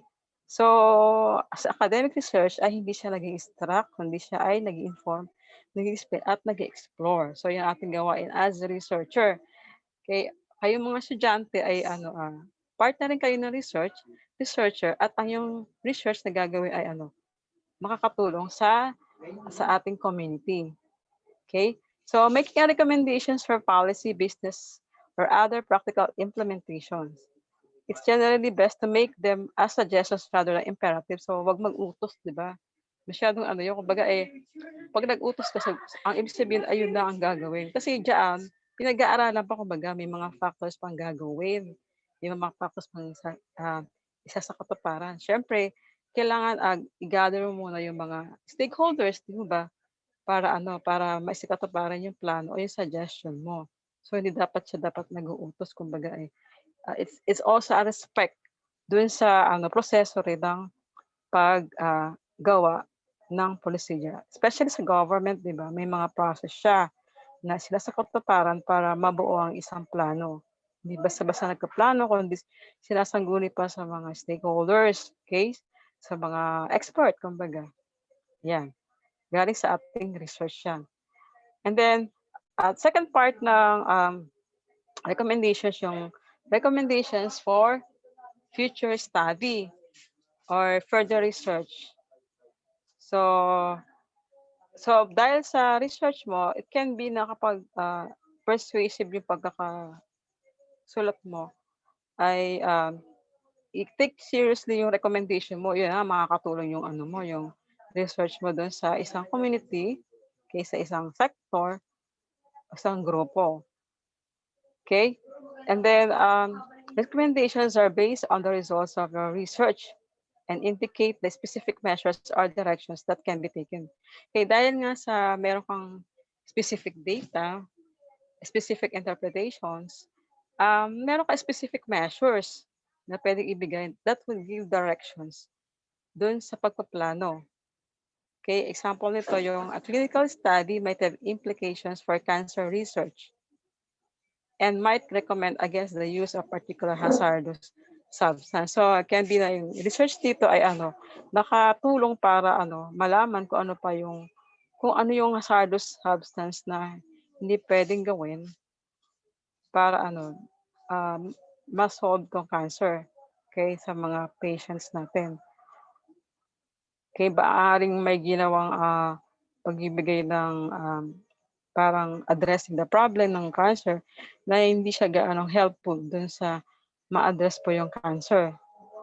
So through research yun, kaya nalaman. And then, meron tayong research implications at meron tayong research recommendations. Ano yung comparison nila? Sa research implications, basically, yung conclusions that you draw from your results. They explain how the findings may be important for policy, practice, or theory. Yun yung implications, di ba? Ano yung epekto, kumbaga implications niya. Needs to be substantiated by evidence. So, may evidence siya. Sa quantitative research, so meron tayong data as evidence, kumbaga, meron tayong testing na ginawa. Study parameters. Yung limits mo need to be explained. So, syempre, hindi naman lahat perfecto doon sa paggawa ng research. So, may limits tayo, di ba? Kahit nga doon sa mga testing hypothesis, di ba? Tsaka yung mga statistical method, meron tayong 0.01 parang error, gano'n, di ba? May mga 0.05. So, dapat ay meron, ini-state mo rin kung ano yung mga limits din ng iyong sa iyong recommendations. Okay, so limitations taken into account to avoid overgeneralization of results. So dapat isaalang-alang ang mga limitations kasi it might be na itong research na ito ay hindi naman applicable sa lahat din. May specific din siya na pinagbabagayan. Parang yun sa study, di ba, yung Victoria Pauli Corpus theory na hindi siya applicable sa lahat. Di ba? In-assume niya na ang mga women ay discriminated, di ba? So dito sa pag-study ko ay hindi naman siya applicable doon sa mga upland na mga indigenous people kasi sila empowered naman, di ba? Ayan. So next is always supported by strong statistical significance and correlations of results from your research. So, ang recommendations ay based na pa rin, nakaangkla pa rin dun sa anong nangyari dun sa yung statistical testing and findings. Okay, so kinoconsider mo pa rin sa yung recommendation yung shortcoming ng yung study. Okay, next. Ano naman yung research recommendations? Ito naman yung specific suggestion that you may take with regard to further subsequent research topic. So, yun na nga, may mga research na pwedeng gawin pa after ng recommendations mo. So, pwede ka mag-suggest. And then, empathically state what are the next steps that need to be taken to address a problem. So, pwede kang magbigay kung anong pwedeng next step. Suggest, no? Not to parang oblige or sabihan siya na gawin mo na to, kumbaga, masyadong authoritative. And then, immediate actions that need to be implemented to solve a particular question. So, kung may mga actions na immediate, pwede ka magbigay kasi maaari mo makatulong, di ba? Doon sa current existing na mga issues and problems. So, research recommendations are pwede na what needs to be corrected and avoided to solve a problem. Dahil nga sa meron kang basihan, makikita mo doon kung ano pa yung mga needs to be corrected and avoided to solve a problem. And then, what is the feasibility of your proposal policy? So, very practical ba yung proposed policy? 100% ba? 90% ba? 75% ba? 50% ba? Okay? Since feasibility, syempre meron niyang basihan din. For example, kung 95% na significant siya or 90% significant, so very feasible yung proposed policy. So statements about the nature and timing of an evaluation plan. So maaari sabihin na ito ay very timely yung sinasuggest mo o nire-recommend mo para gumawa ng isang plano. At siyempre, ang recommendations ay strongly support by the results nga ng yung study.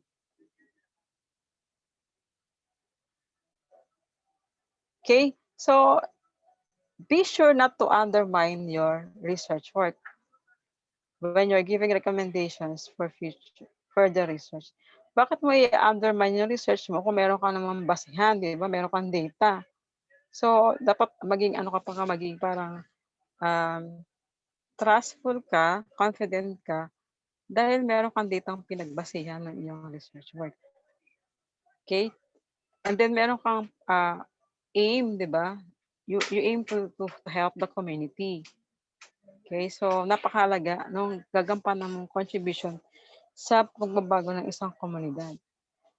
Okay? Future research studies might confirm, improve, or enhance your conclusions, yet they are not required to complete them. So, future studies ay pwedeng ma-improve pa yung iyong conclusions. Okay? Pwedeng ma-widen pa siya. Okay? Pero not required na makakompleto pa rin siya kasi ang learning nga po ay continuous process. So one research would lead to the new learning, new insight, okay, exploration. Okay? So, yun. And then emphasize your contributions. So, dun pa lang sa research na ginawa mo, makikita mo na kung ano yung contribution mo in the knowledge of your field, di ba? So, field mo, pwede sa education, pwede sa ibang aspects, ibang subject, pwede sa engineering, okay? Iba-ibang area ng fields. And then, so how to write the recommendations? Pwedeng balik tayo po doon. Laging umabalik po sa in every part of the research, sa problem statement, explain how your research assists in solving the problem. Diba? So, kunyari sa akin, sa street children, number of street children, increasing the number of street children in Metro Manila, ang nagawa kong research ay na-address ko na malaman ng pamahalaan ng paligid na ang problema sa problem statement ay yung number ng street children ay ang pag-alam sa mga factors bakit dumadami ang street children ay eto, kumbaga, una yung unemployment, okay? Yung migration, yan. And then also, nag-link po rin yung recommendations, okay? As per your contribution do sa literature review. So, paano na fill yung gap sa knowledge? Paano mo na napuunan na yung gap, yung needs, kumbaga, yung space dun sa knowledge area. Okay? And then, kung sa amin po, halimbawa, gaps ng number of teacher, okay, meron po mga gaps, may mga needs na dapat every year ay punuan ng government, yun. Paano mo siya matutugunan? Paano ka makatulong? And then, explaining how your findings approve or test an existing theory or assumption. So, ma-explain mo rin as part of your contribution paano yung findings mo ay na-address or na-approve yung isang test or existing theory or assumptions. Kung saan itong assumptions na to ay nakatulong para for the benefit of the community. Yun na nga, nasabi rin po natin, paulit-ulit sa conclusions na avoid repeating what already taken in the discussion. So, pwede nyo i-rephrase din po ito. Okay? Para hindi rin siya repetitions. And then, get the most important points and insight and summarize them up with a brief overview which places your work in its wider context. Yeah, so sa recommendations ay nandun po yung dapat yung important points at yung summary in a wider context, not just your own opinion. So recommendation shows where the results of the study are directed. So dito, saan ba nakadirect yung results ng study mo? Sino ba yung mag-benefit? So each recommendation should be explained by few sentences. Okay, can be explained by few sentences, pero klaro siya. Klaro yung yung recommendations mo dun sa yung reader. Okay, so example niya. Example ng conclusion, eto. High rate of unemployment contributes to the increasing number of street children in Metro Manila. There is a high correlation between the two factors. So based sa findings, so sa akin po ito, increasing factors that increase the number of street children in Metro Manila. Yung unemployment daw po ay contributor doon sa increasing number of street children in Metro Manila. So mataas yung correlation niya, parang 90+% po doon sa research findings ko, sa statistical research finding using the R correlation. So ang recommendation ko rito ay creating more jobs, especially in the provinces with lessen the migration of people. So it will decrease the number of street children in Metro Manila. Okay. Next. So with measurable recommendations, this aids to assess if they are aligned to the purpose of your statement. So dapat naka-align po siya dun sa purpose of your statement. So let your reader know when the recommendation has been attained. So yung recommendations, for example, yung sa akin na recommendation sa ating masteral, yung that will have literature, parang literature for specifically for the indigenous people. And then yung further knowledge about the culture, and then yung church dapat i-respectin yung kultura at yung paniniwala ng mga indigenous people. Kung may mga recommendations na na-attain na, pwedeng sabihan yung ating mga leaders, ito, nagawa na to. Baka naman kasi kumbaga gagawin pa nila yun, nagawa na nga, di ba? So that they can also move to another insights, another research na pwedeng gawin pa nila. Okay, baka naman gusto nilang malaman kung ano bang nangyari nung maggawa na yung recommendations na yun. Okay? So, do not include information or data that was not analyzed and discussed. So, syempre, huwag ka mag-i-include ng information at data na hindi naman nakalagay doon sa iyong data gathering or interpretations and fine. Hindi kasi makakonfuse yung mga readers, di ba?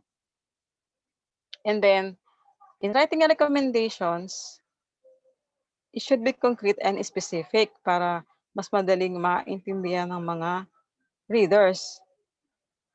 And then, should connect to your conclusion. So, linking pa rin siya. And dapat achievable. Okay? Yung SMART po ba? Di ba sa SMART? Yung specific, measurable, attainable, realistic, and time-bounded. Ito dapat yung basihan sa paggawa ng plans, programs, and projects. So, ito rin ay naka-reflect po dun sa recommendation kung magbibigay ba tayo ng recommendations. Pwedeng ito ay ating isaalang-alang na dapat attainable yung ating recommendations. Kahit po sa amin sa paggawa ng mga plans, dapat yung bibigay na programs and projects and activities ay smart, kumbaga attainable, kasi baka naman nagbibigay tayo ng plans, attainable siya ng mga 3 years, pero ang plano ay 1 year lang. So, maapektuhan, kumbaga apektado pa rin yung budget doon, tsaka yung effort na gagawin mo. So, should explain how the solution you suggested can contribute to solving problem you stated. So, explain niya kung bakit ang solution na you suggest ay makakontribute doon sa problems na in-state mo. So, yun po yung nasa recommendations. So, in this pandemic time, so ang research po ay napakahalaga to provide solutions and options. Like in knowing the treatment of the COVID-19 virus, di ba? So, ang vaccine ay product ng research. So, napakahalaga po ng research. It finds conclusions to issues encountered by people. Okay, so solutions. Bakit may mga solutions sa mga issues na encounter ng tao, especially kung siya ay general as a community aspect? Ang research po ay nakakatulong. Okay, it prolongs life through medicines discovered. So dahil sa research, maraming mga medicines ang na-discover, na-innovate para lumawig pa yung mga buhay ng tao. Okay, it explores what comforts the people. Okay, so for example, yung use of e-wallet, di ba? It gives a comfort for paying, di ba? Online. Imbes na pupunta pa dun sa bayaran, di ba? Doon na lang sa online payment. Dahil ba yan dahil yan sa research din na na-explore kung ano mga pwedeng gamitin mga app doon sa pagbabayad. And then research also communicates the story of the past and forecast what might be the event in the future. Okay, so dahil sa research, nalalaman natin yung past na uugnay natin. So from the past, we learn, and then we forecast from that learning kung ano yung dapat gawin sa future para ma-prevent yung error sa past. And then moving on para sa make this community a livable one. Okay, so sa conclusion ng recommendation, signifies that the reader has come to the end of the research paper. Yung the final part siya ng final chapter ng ating research. So they also break down everything in your research paper discussion into more digestible chunks. So digestible chunks meaning naiintindihan mo yun, na pwedeng mai-apply kumbaga. Dahil sa produkto na siya ng series ng process from introduction to the interpretation and from introduction to the findings and interpretations. So sabi nga nung last topic natin, the use of before me, so meron tayong last topic na last parang nag-talk, di ba? Sabi nga yung use ng inclusive words na yung dapat ay sa katapara mo yung mga nagbabasa. Before kasi puro tayo he, di ba? He, yun nga, more sa masculine yung mga word niya, diba? So it should be inclusive words, gender sensitive word. So like use of chairpersons, human being, human made, and others. So meron po akong isang na review research, medyo ano po siya, aware na siya dun sa sensitive words. So inclusive po yung kanyang mga ginamit na words. So yun po. Kasi minsan pa nagbabasa po ako ng mga literature, he, parang hindi ako kasama dun sa ano, dun sa literature na yan, dun sa research na yan. So yun ang impression. So example po, uli. Say conclusions. From the analysis, it was found out that adolescents who belongs to rural areas were found to be more excellent in their study habits and possess significantly more positive attitudes towards teachers, schools, and home environment as compared to those who belongs to urban communities. So this is in comparison with the value, the attitudes of the students toward learning as described between the rural and the urban community. And then um, female adolescents possess significantly good study habits. So yung mga kabaihan daw ay merong good study habit and attitude as compared to the male students. Okay? So ito po is a specific research po dito. Hindi po siya as general. So there is a significant difference in academic achievement of male and female students in relation to their inhabitants and difference. So ang difference between the rural and the urban setting ng mga estudyantes based sa pag-aaral ay may comparison, and then between male and female ay may comparison din sa kanilang achievement. And then sa recommendations, on the basis of present studies, some recommendations are drawn. So sabi rito ay it will be worthwhile if all stakeholders in the education, so yung parents, teachers, government, and others ay may responsibility providing study materials doon sa bata. And then students should be taught study skills, like cultivate good and effective study skills. Okay, so all self-concept, dimensions of self-concept should be given consideration when planning any programmers for students, especially in the district. And then the obligation of the parents for giving warm and cordial relationship with their child and students, irrespective of their gender differences. And then the study habits, okay, as they influence the academic performance of students. So parents and teachers must help in improving the study habits of teachers. Ayan. So ayan per ang example po ng conclusions and recommendations na nakalink po siya sa bawat isa. Another example is the title on factors influencing learners grade 12 in Limpopo province. So po ito ay sa bansa ng Africa na. So dito ay sabi ay the overview of the study is the main aim of the study was to investigate the factors influencing learners grade 12 results in Limpopo province. The basic question was formulated as follows: why do grade 12 learners perform better than grade 12 learners in other circuit coordinations? So ang conclusion niya ay it can be basis for noteworthy conclusion. The main findings have to do with school management and possible with personality and style of school principals. Okay, and then so also monitoring, dapat may monitoring by the principal. And then the involvement of parents in students' work and behavior. Dapat ay kasama rin. Okay, next. So after ng recommendations and conclusions ng recommendations, now you finish your research na. So it's time to write your abstract. Okay, ito additional lang po ito. It's time to write your abstract. So dahil fresh pa sa mind mo yung ginawa mong research, di ba? So time yun na pwede kang gumawa ng yung abstract about your research. Abstract yung inilalagay sa ating before ng chapter 1, no? Yung kabuuan ng ating short summary ng ating research. So then you can use the APA, citation generator, yung American Psychological Guidelines, ano?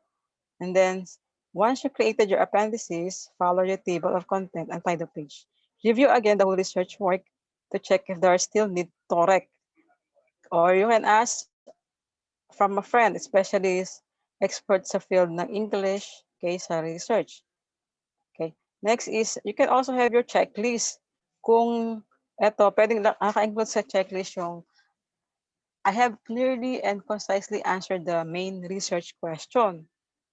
Tignan mo kung na-address ba yon para wala kang nakakaligtaan. Then I have summarized my overall argument or key takeaways.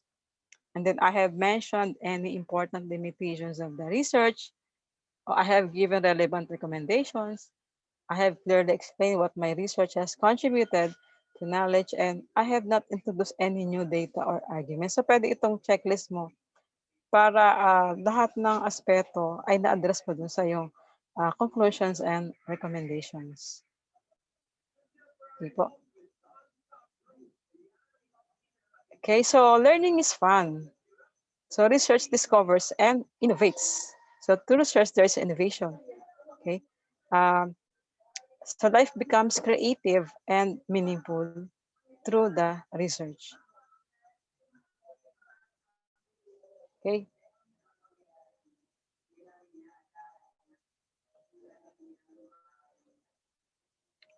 So ang research po ay napakahalaga para sa ating pang-araw-araw na pamumuhay. Okay. Gracias po. Okay, thank you, Doc Alunday. There you Salamat go. po. I think everyone is very thankful with the information shared by Ma'am Malu. So time check, 8:26.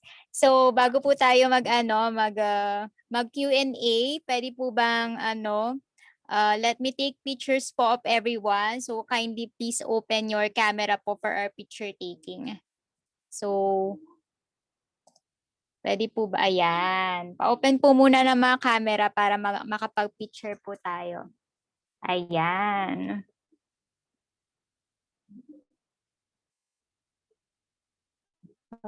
Okay, so sige po. 1, 2, 3, go. Ayan.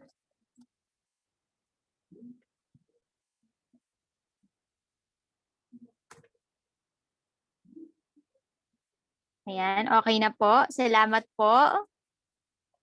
So, sige. So, let's proceed po with the Q&A. So, tingnan po natin ang mga comment ng ating mga participant.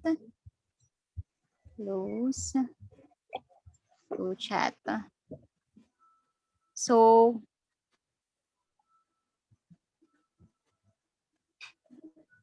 So coming from Sir Manuel Caingcoy, an example of theoretical research is a review paper. It is not based on actual data, but it is derived from previous studies in which the researcher puts them together to look at previous findings in a new perspective. Okay So may nagre-request po ng PowerPoint presentation nyo, Ma'am Malu. Okay, Si Ma'am Tina po, Encinas. And then, okay, hanap po tayo. So, many inputs daw po. So, may question po tayo. So, based po sa experience nyo, dahil kayo ang planning officer ng inyong probinsya, ang basis ba talaga ng mga desisyon ng inyong probinsya ay nakabase sa mga recommendation from research? Or in reality, ito ba talaga ay nangyayari na ang mga research recommendation ang basis ng decision ng mga boss or madalas personal lang nilang gusto? Based lang daw sa karanasan mo, Doc? Oo, based sa, kasi ang ano naman, ang bago magawa ang isang plano, kinonsult naman yung mga stakeholders. Okay, so, katulad po nung last week po namin ay nagkaroon po kami ng consultation with the stakeholders sa mga munisipyo po sa aming probinsya. So, pina-finalize po namin yung aming provincial plan framework. So, nagkaroon po kami ng virtual meeting. So, yung mga buong munisipyo, 13 municipalities and 1 city ay kinonsult po namin.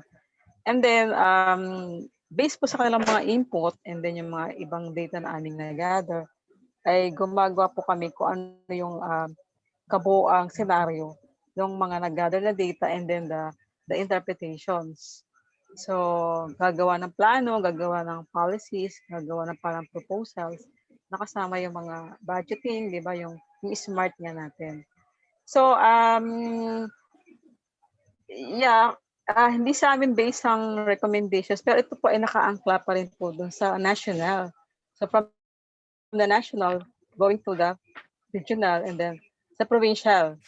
So, time and time po ay nag-check po ang national at ang region kung yung po bang nakalagay sa national plan, yung Philippine Development Plan ay na ano po siya, nagagawa po siya hanggang sa baba. Ayan, so meron po kaming monitoring. Okay, so in reality ay nagagawa siya, yung mga recommendations, dahil ito po ay galing sa mga stakeholders na minomonitor po na national and regional. Pero yung pong duration po niya, yung time, yun po ay doon nagkakaiba din po yun. And then yung iba ay to follow pa dahil sa minsan pinapa-approve ba yung budget, okay? At yung iba ay medyo malalaking plano. Okay, so doon siya nagkakaiba-iba. So, sige po, tingnan pa natin kung meron pang question. Okay. So far, wala na po. So, kindly accomplish po the evaluation link sent to you prior to registration. So it will be the basis for the issuance of your certificate of participation. And nakita ko po na meron na rin pong link sa ating chat box. So paki-accomplish na lang po iyon within the next 24 hours. Okay.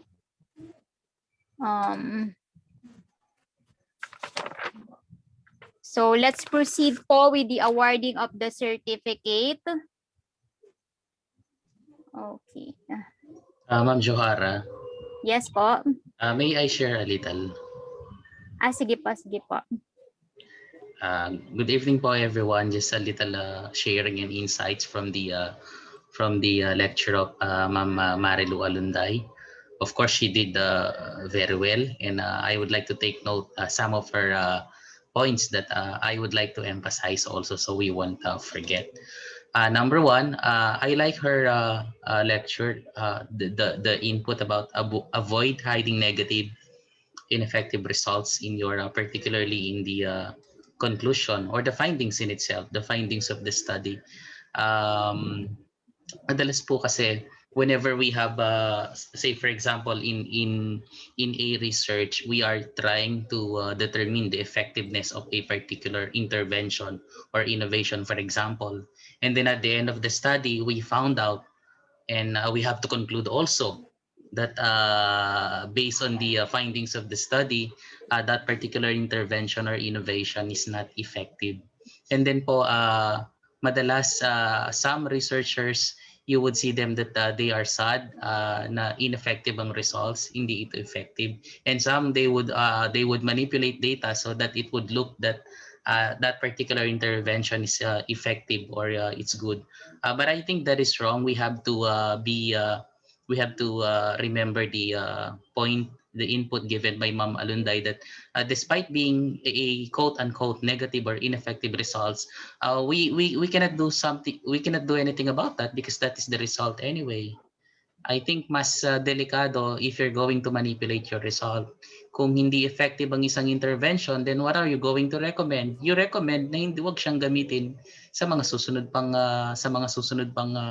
populations or in the other sample. I think that is the best thing to do instead of manipulating data para yung ineffective negative results mo ay magmukhang positive lang. Kasi sabi ko nga, it doesn't mean that your results are ineffective or your results are quote unquote negative. It doesn't mean that you are not a good researcher. That only means that you are indeed a good researcher. It's just that the results are like that, and you're not going to change that. So we really have to be truthful about these results. And the other one regarding the conclusion, yes, Ma'am Malu is right that conclusion may have a separate part or section in a study, but I like her terms, like the word intertwined, and it is connected in the other parts of the paper. Kung titingnan po natin ang conclusion, yes, meron siyang a separate part, nasa bandang dulo siya ng study, but despite nung position niya na yon, you will really see that the conclusion is not independent. It is not independent from the other parts of the research. Kaya nga mahalaga na it is anchored, nagkakatugma-tugma yung mga pinagsasabi mo in your conclusion doon sa ibang parts ng mga study, particularly the statement of the problem. That will be all, Ma'am Malu and Ma'am Jouhara. Salamat po. Okay Salamat po, Doc. Salamat, Doc. So let's proceed with the awarding of the certificate. So ETCOR Educational Research Center, through its advocacy project SAGIP MANANALIKSIK for Everyone, presents the pre-webinar for grade 11 and 12 Filipino students entitled, so the certificate of recognition to Ma'am Marilou O Alunday, MADBA, for her invaluable time and expertise as a research speaker in the webinar entitled Practical Research 2, Quantitative Research Quarter 2, Week 8 to 9, Lessons MELC-aligned. So held on February 13, 2021 under the advocacy project SAGIP MANANALIKSIK for Everyone of ETCOR Educational Research Center. So with advisory from the Department of Education, signed by the overall project coordinator, Doc Bernadette L. Lejarde, and head research consultant, Doc Richard D. Sanchez. Thank you po. Okay. Thank you po. Thank you po, Doc Alunday.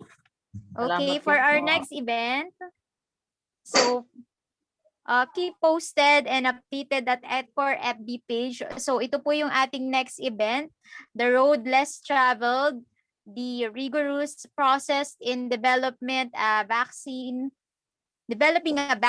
and conducting clinical trials from the lens of an ethics review board. So, punta lang po kayo sa ating FB page para maging updated kayo sa ating mga events sa ETCOR. So, ito po yon sa FB page natin, https://www.facebook.com, Embracing the Culture of Research. Meron din po tayong Twitter account, so you can visit our Twitter account, https://twitter.com, @core_research, and we also have YouTube account. So, you can also visit our YouTube account kung meron po kayong mga gustong balikan sa ating mga diniscuss. So, for our closing remark, may we call on the overall project coordinator of Project SAGIP MANANALIKSIK for Everyone, Dr. Bernadette Lejarde. So, okay, good evening to everyone. Thank you, Ma'am Jouhara. Thank you Okay. po. Indeed, drawing conclusions give meaning to any research undertaking. This can be a start of new knowledge or modifying an existing theory. Therefore, conclusions should appropriately answer specific questions raised at the beginning of the investigation in order they are given under the statement of the problem. In like manner, writing the recommendations provide ideas to other researchers in conducting their own researches. With this, I would like to extend my gratitude to everyone for joining us in today's webinar, Practical Research 2, a quantitative research, quarter 2, week 8, 9 lessons, which comprehensively uh, discussed by Ma'am Marilou O. Alunday, to our able moderator, Ma'am Jouhara G. Juan, to our dynamic founder, Dr. Richard D. Sanchez, to all ETCOR consultants, guests, and more importantly, to our dear students for attending this free webinar. Please continue supporting ETCOR's advocacy project SAGIP MANANALIKSIK for everyone. Again, thank you very much and advance happy Valentine's Day. Continue embracing the culture of research. God bless us all. Thank you po, Doc De Harde. So your participation for this webinar is appreciated. So that's a wrap. Thank you. Keep safe everyone from ETCOR family.